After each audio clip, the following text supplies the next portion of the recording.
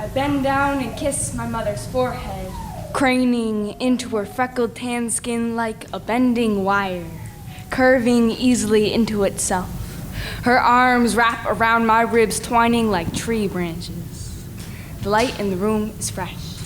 My brain is quiet, my heart unanxious as I fall into her softness. Her all too large orange knitted sweater slumps off one shoulder as she returns my good morning. She is seated, propped up against the kitchen table, her knees tucked inward. Perhaps me and my mother were made out of each other, built to hold, taught to cherish. If she was Adam, I would be Eve, a rib torn easily out of flesh turned unremarkable wonder, something unmistakably irreversible and nevertheless beautiful. You see, I do this thing where I drag my palm across her forehead, smoothing out 3 wrinkled indents like bedsheet corners. It is as if I'm trying to find all her hurt, smooth it into my palms, and try and make it into something less heartbreaking, something more worthy of existing on her face. If I were to use one sentence to describe my mother, it would be a crazed storm, a distracted and yet precise hurricane. If I were to use one word to describe my mother, it would be remarkable, wonder, unmistakable, capable. I simply couldn't name one.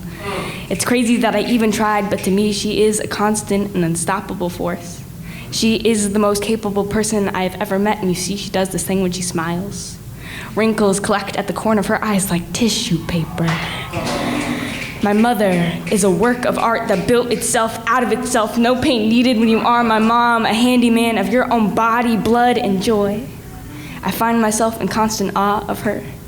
The way she is only beginning, but she is still a storm to be reckoned with, and find me in the eye of her hurricane, trying to build myself into something as indestructible as her. She has taught me everything I know, like how to speak tenderness into our world like a second language. Broken, clumsy, beautiful. She is the only person I have ever found calm in. My mother comes in to say goodnight.